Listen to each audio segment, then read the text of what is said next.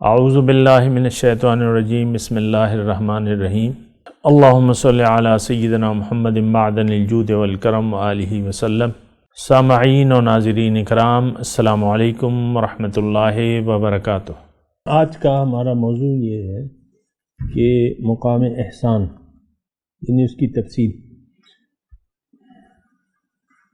مقام احسان کا ہمارے دین سے اور دین کی حقیقت سے گہرا تعلق ہے، اور مقام احسان حاصل کرنا چاہیے یا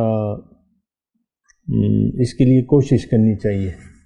اور مقام احسان جیسے کہ حدیث جبرائیل میں ہے کہ جبرائیل علیہ السلام نے پوچھا کہ مل احسان ہو یا رسول اللہ، کہ احسان کیا ہے؟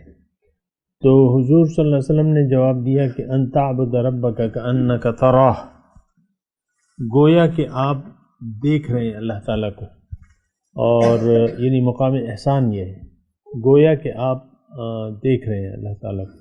وَإِن لَّمْ تَكُن تَرَاهُ فَإِنَّهُ يَرَاكَ، اور اگر ایسا نہیں ہے کہ آپ نہیں دیکھ سکتے تو کم از کم یہ تصور کہ اللہ تعالیٰ مجھے دیکھ رہا ہے، یہ مقام احسان ہے۔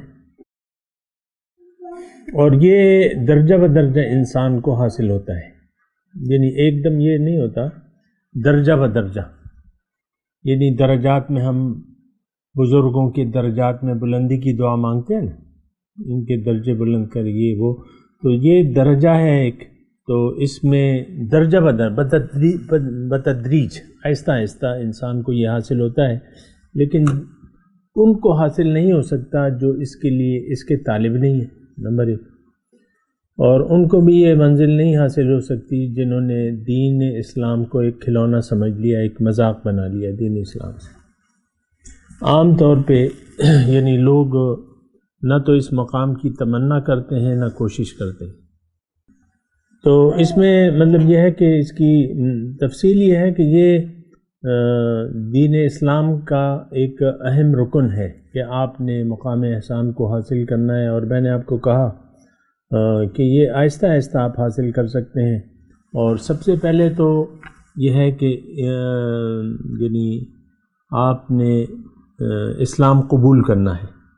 اسلام قبول کرنے کا مطلب یہ ہے کہ جو اسلامی جو عقیدہ ہے، جو نظریہ ہے، وہ آپ نے قبول کرنا ہے۔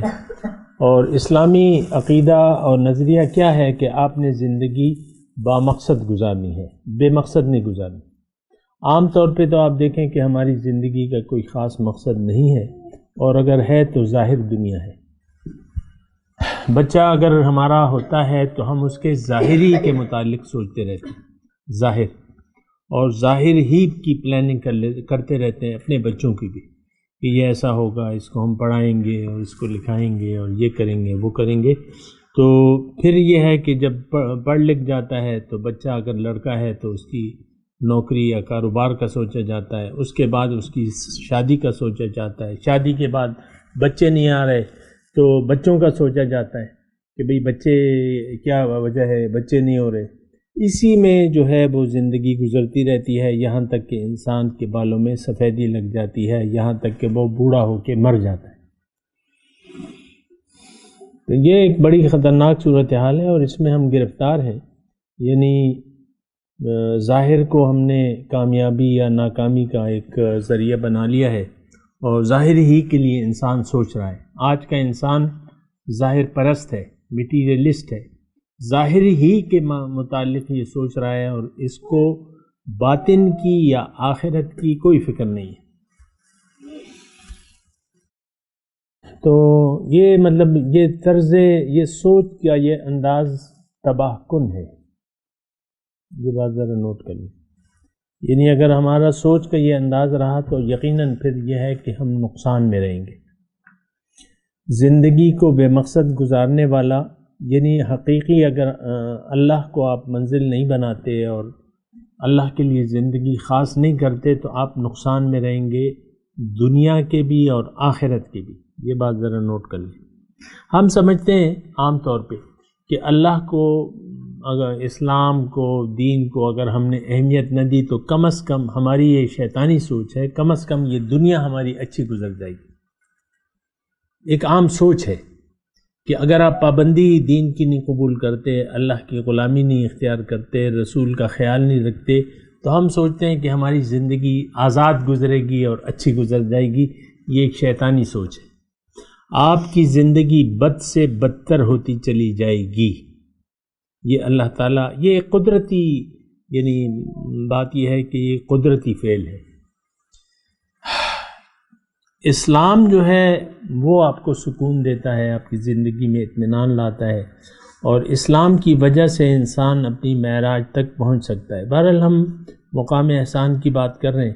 مقام احسان خود بخود، ایک تو یہ بات نوٹ کر لیں کہ از خود یہ حاصل نہیں ہو سکتا، بلکہ کوئی بات بھی یعنی دنیا کا کوئی بھی فن آپ از خود نہیں سیکھ سکتے۔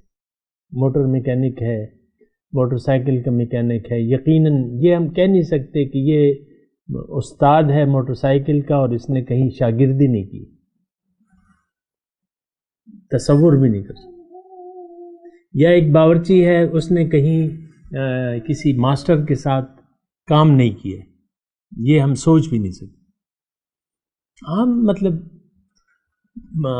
ظاہر ہے کہ ہر فن کے لیے شاگردی کی ضرورت ہوتی ہے، استاد کی ضرورت ہوتی ہے۔ معمولی سے معمولی فن ہے تو اس کے لیے بھی جو ہے وہ استادی اور شاگردی کی ضرورت ہوتی ہے۔ اور انسان کا دیکھیں، اللہ تعالیٰ نے ہمیں پیدا کیا ہے تو استادی شاگردی جو ہے وہ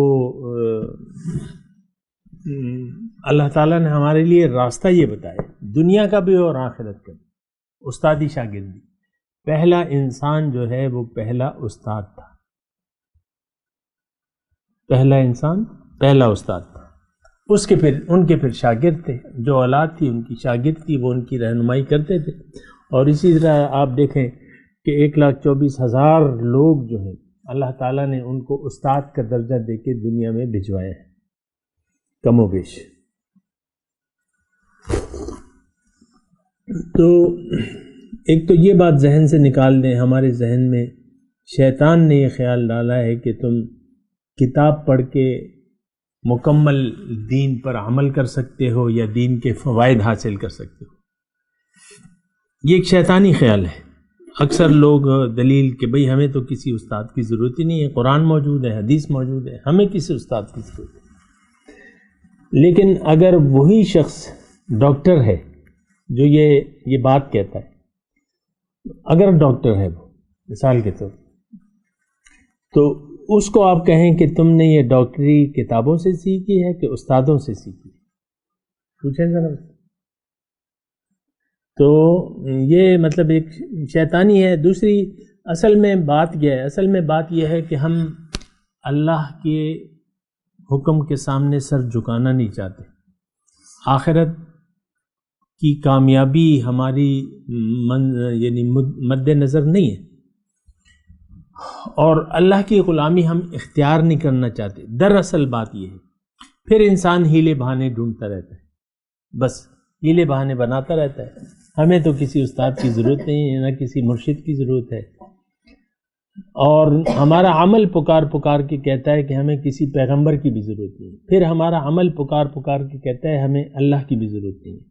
یعنی ہم ایسی آزاد زندگی گزار رہے ہیں کہ اس میں نہ تو اللہ کی احکامات کا کوئی تذکرہ ہے یا ہمارا خیال ہے، یا پیغمبر کے احکامات کا کوئی خیال ہے، اور ادھر باقی رہ گیا مرشد اور رہنما، اس کا تو خیال ہی مطلب چھوڑ دینا آپ۔ یعنی پیغمبر بھی آپ کا استاد نہیں ہے، آپ تو ایک من چاہی زندگی گزار رہے ہیں۔ تو بہرحال ہم مقام احسان کی بات کر رہے تھے، اور اس کے بارے میں ہم انشاءاللہ مزید بات کریں گے ایک وقفے کے بعد۔ وآخر دعوانا ان الحمدللہ رب العالمین۔ مولایا صلی وسلم دائما ابدا علی حبیبک خیر الخلق کلہم۔